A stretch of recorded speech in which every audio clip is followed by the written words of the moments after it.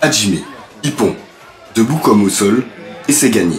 Des combats de garde, des esquives, des contre-attaques, c'est le challenge relevé par plus de 1000 judokas de 28 nations différentes, mais tous unis sous la même bannière du tournoi des 5 continents, accueilli par la région Occitanie. Le judo fait partie de ces sports qui quand même créent des véritables liens. Il y a des valeurs qui sont inconditionnées, qui sont reconnues au-delà de toutes les autres disciplines. On sait très bien que cette question du respect de l'autre. Soit je gagne, soit j'apprends.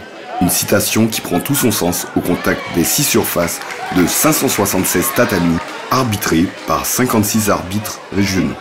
C'est important de faire rayonner notre département de la Haute-Garonne à l'international, donc en production locale, en connaissant donc le patrimoine, le tourisme et de nombreuses personnes locales. Ça va être un événement qui apportera à notre département, qui pourra rayonner, j'espère, à l'international. Plus qu'un événement sportif, le judo, un art de vivre formateur.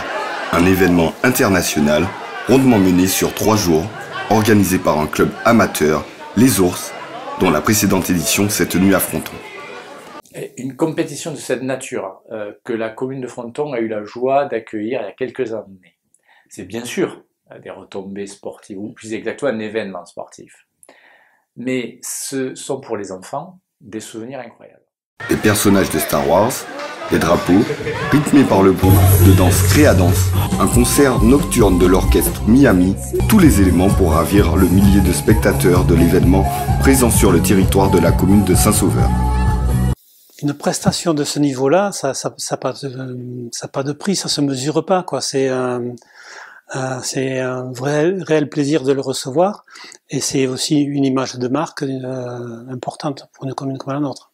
Il est important que les participants, les compétiteurs qui sont dans la vie, qui sont sur un terrain très très efficace, le seront dans la vie.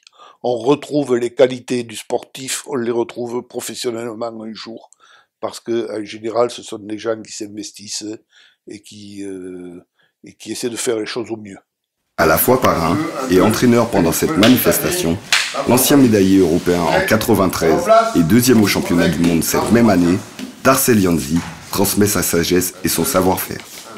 C'est eux-mêmes, bien sûr, qui sont concentrés pour apprendre.